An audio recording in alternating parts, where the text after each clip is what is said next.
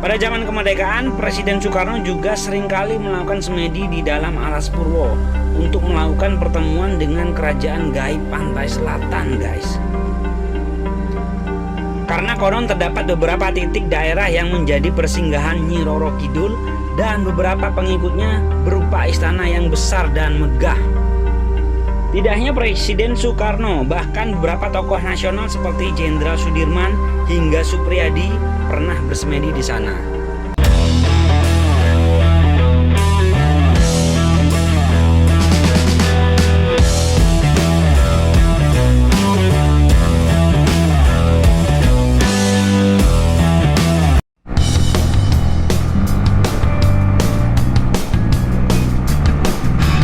Assalamualaikum, selamat pagi teman-teman, saudara sebangsa dan setanah air. Semoga kita sehat selalu, karena kesehatan itu harta yang paling berharga, bener nggak?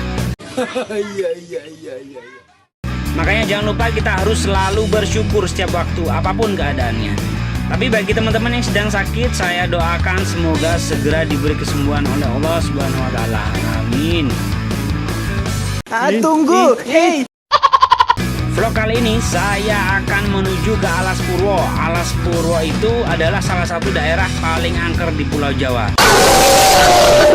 Selain Gunung Merapi, Gunung Lawu, Gunung Arjuno, dan Alas Roban. Dari dulu saya pengen sana, guys. Dan baru kali ini kesampaian, soalnya saya penasaran banget situasi, kondisi, keadaan penampakan di sana itu seperti apa. Bagi kalian yang belum pernah ke sana, pasti penasaran juga kan? Oleh karena itu ikuti terus perjalanan saya ya. Oke. Sebelumnya saya ucapkan terima kasih karena kalian udah nonton video ini. Jangan lupa like, komen, dan subscribe-nya supaya channel ini terus berkembang dan bisa menghibur kalian semua. Sebelum kita bahas misteri atau keangkeran Alas Purwo, kita bahas dulu tentang kekayaan keanekaragaman flora, fauna, budaya, serta sejarahnya. Alas Purwo merupakan salah satu kawasan yang dilindungi dan dilestarikan oleh negara. Kalaupun tidak ada campur tangan pemerintah dalam hal ini, pasti semua yang ada di kawasan itu lama-lama habis dan punah, guys. Kawasan ini resmi menjadi Taman Nasional melalui surat keputusan Menteri Kehutanan pada tahun 1992. Dari segi flora atau tumbuhan, diketahui terdapat 700 macam jenis tumbuhan yang berbeda. Tumbuhan khas yang ada di kawasan ini yaitu sawo kecik dan sadeng. Sedangkan dari segi fauna atau hewan, diketahui ada 45 jenis hewan mamalia, 250 jenis burung, 17 jenis amfibi, dan 53 reptil. Nah, bagi kalian yang nggak pernah ikut pelajaran biologi, pasti nggak ngerti istilah hewan mamalia. Namanya juga mamalia, berarti mama kalau udah punya bayi namanya Lia pasti menyusui. Lain lagi kalau istilahnya papa Lia. Kalau papa punya bayi Lia pasti ikut menyusu mama. Beberapa jenis hewan mamalia yang sering dijumpai di kawasan Alas Purwo yaitu banteng, rusa, babi hutan, lutung, monyet ekor panjang, macan tutul. Jadi pasti seru kalau bisa ketemu langsung. Rasanya kayak di kebun binatang tapi nggak dikandangin. Astagfirullahaladzim. Tahun 2020, tim pengendali ekosistem Alas Purwo mencatat populasi atau jumlah macan tutul Jawa di kawasan ini sudah mencapai 30 ekor. Yang saya bayangin pas lagi perjalanan menikmati pemandangan, tahu-tahu ada macan lewat, nyebrang gitu. Pasti auto puter balik kayaknya. Kabur. Untuk jenis burung yang sering dijumpai yaitu elang laut perut putih, elang ular, merak Jawa, ayam hutan hijau, ayam hutan merah. Kalau ayam warna-warni kayaknya banyak ya dijual di depan sekolah-sekolah SD. Malahan warnanya macem-macem, ada biru, ungu, hitam gitu. Untuk jenis amfibi dan reptil yang sering dijumpai, yang jelas kodok, ular sanca, ular kobra, king kobra, biawak. Secara geografis, Alas Purwo terletak di ujung timur dan paling selatan Pulau Jawa dengan luas 43.420 hektar.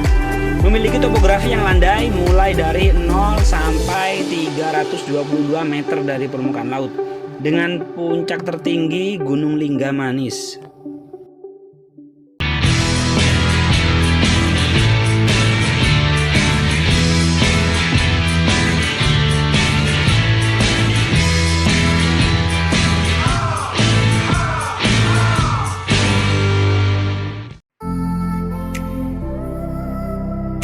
Dari sisi pariwisata, ada salah satu tempat paling diminati oleh wisatawan mancanegara, yaitu Pantai Plengkung. Plengkung dikenal memiliki keunikan tersendiri dengan ombak yang bagus untuk olahraga selancar atau surfing. Sampai saat ini sudah 4 kali dijadikan lokasi event tingkat internasional, bro. Menurut para peselancar dunia, ombak di Plengkung termasuk 3 besar terbaik dunia. Plengkung memiliki palung laut yang terbentuk dari patahan dasar laut serta terdapat dinding karang yang jaraknya 600 meter dari garis pantai dan mengelilingi bagian selatan Taman Nasional Alas Purwo. Jika kalian mau menuju ke Pantai Plengkung, kalian akan diarahkan petugas untuk menyewa jeep rata-rata sejenis trooper dengan tarif satu mobil itu Rp250.000. Karena dari jalan beraspal hanya sampai Pantai Pancur saja, selebihnya masih jalan tanah berbatu atau makadam. Ada juga Pantai Perpat yang biasa dikunjungi wisatawan, biasanya dimanfaatkan untuk berenang, memancing, snorkeling, serta diving. Karena memiliki karakter laut yang tenang, tidak berombak, juga memiliki terumbu karang yang bagus. Kadang-kadang kalian juga bisa melihat segerombolan lumba-lumba di dekat pantai. Lokasi ini hanya bisa dijangkau dari Pelabuhan Muncar lewat laut naik perahu dengan perjalanan yang ditempuh kurang. Sekarang kita bahas Alas Purwo dari sisi sejarah yang saya ketahui. Kenapa kawasan tersebut diberi nama Alas Purwo? Berasal dari bahasa Jawa, alas artinya hutan, Purwo artinya pertama. Jadi Alas Purwo itu artinya adalah hutan pertama. Diyakini masyarakat Alas Purwo merupakan hutan pertama yang ada di Pulau Jawa, guys. Berdasarkan cerita dari masyarakat, pada zaman dahulu sekitar abad ke-14, Alas Purwo pernah menjadi tempat pelarian para prajurit dan pejabat kerajaan Majapahit yang kala itu kalah berperang karena melawan kerajaan Demak. Dibuktikan dengan ditemukannya benda-benda yang diteliti oleh sejarawan bahwa benda-benda tersebut memiliki kesamaan dengan benda-benda yang ditemukan di pusat pemerintahan kerajaan Majapahit, yaitu di Mojokerto, Jawa Timur. Termasuk ditemukannya bekas pura tempat sembahyang umat Hindu yang saat ini telah dipugar dan dikenal dengan nama Pura Giri Seloka dan Pura Kawitan. Alas Purwo juga memiliki goa dan diketahui terdapat 44 goa, diantaranya Goa Mayangkoro, Goa Basori, Goa Jepang, dan yang paling terkenal adalah Goa Istana. Di kawasan Goa Istana terdapat sumber air bernama Sendang Serngingi yang diyakini airnya dapat membuat awet muda. Selain dijadikan tempat tinggal atau habitat kelelawar dan ular, goa juga dijadikan tempat ritual semedi atau bertapa. Goa di Alas Purwo sejak zaman kerajaan sudah digunakan sebagai tempat semedi para raja dan juga dimanfaatkan sebagai tempat pertemuan para raja untuk saling bertukar pikiran. Pada zaman kemerdekaan, Presiden Soekarno juga seringkali melakukan semedi di dalam Alas Purwo untuk melakukan pertemuan dengan kerajaan gaib pantai selatan, guys. Karena konon terdapat beberapa titik daerah yang menjadi persinggahan Nyi Roro Kidul dan beberapa pengikutnya berupa istana yang besar dan megah.